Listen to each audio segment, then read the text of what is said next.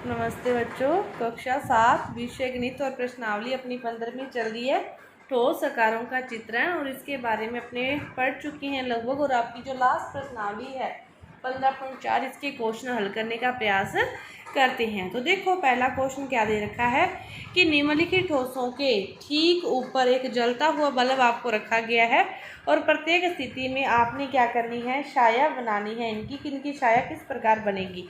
तो सबसे पहले क्या दे रखी है, एक गेंद दे रखी है। तो एक गेंद की जो आपको छाया दिखाई देगी वो एक वृत्त के रूप में आपको सीधी ही इस प्रकार ही दिखाई, थोड़ी बहुत सी छोटा वृत्त के रूप में आपको नीचे बिल्कुल इसके जस्ट एक साइड में आपको दिखाई देगी एक वृत्त के रूप में। वो छाया होगी किसकी, एक गेंद की। इसके बाद देखो, एक बेलनाकार पाइप की, एक बेलनाकार पाइप की जो आपको छाया दिखाई देगी वो किस प्रकार दिखाई देगी, इस प्रकार एक रेखा के रूप में आपको दिखाई देगी बेलनाकार पाइप की। और पुस्तक की छाया आपको इस प्रकार आयत के रूप में दिखाई देगी। आप ये प्रयोग करके भी देख सकते हो। तो आपको ये छाया है जो गेंद की वो किस रूप में, उसका आकार वृत्ताकार है, गोले के जैसा है तो वृत्त के रूप में। बेलनाकार पाइप है, सीधी दिखती है, उसकी छाया बिल्कुल रेखा की तरह। और जो पुस्तक होती है आयत की तरह होती है तो उसकी छाया हमें आयत की तरह ही दिखाई देगी। इसके बाद देखो दूसरा क्वेश्चन कि क्या कुछ 3D वस्तुओं की जो छायाएं दी गई है उनमें एक ओवरहेड प्रोजेक्टर के लैंप के अंतर्गत दी गई है। प्रत्येक छाया से मिलान वाली ठोस को पहचानिए। किनकी आपको छाया दे रखी है, तो इससे कौन सी वस्तुएं हैं जो इसके अंदर आ सकती है इस छाया के अंदर। पहले क्वेश्चन में इसका उल्टा पूछा था, वस्तुएं दी थी और आपसे पूछा था इसकी छाया कौन सी होगी, उल्टा पूछा था ना। अब आपको छाया दे रखी है और अब पूछ रहे हैं कि इसके अंदर कौन सी वस्तुएं आएगी। तो अपने जैसे वृत्त है, वृत्त के रूप में पहले में क्या थी, गेंद, फुटबॉल, वो तो आएगी। और क्या होती है, रोटी, तस्तरी।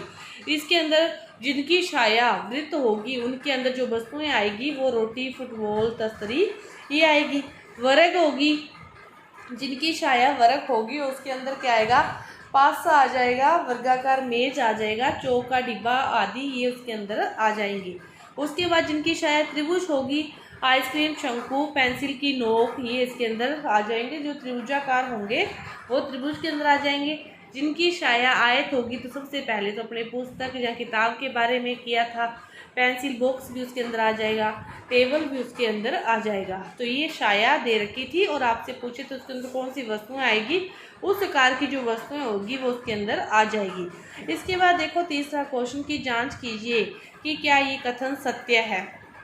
जांच कीजिए कि क्या ये कथन क्या है, सत्य है। अब देखो, तो ये कथन सत्य है, इसके लिए क्या करना है कि एक घन एक आयत के आकार की छाया दे सकता है।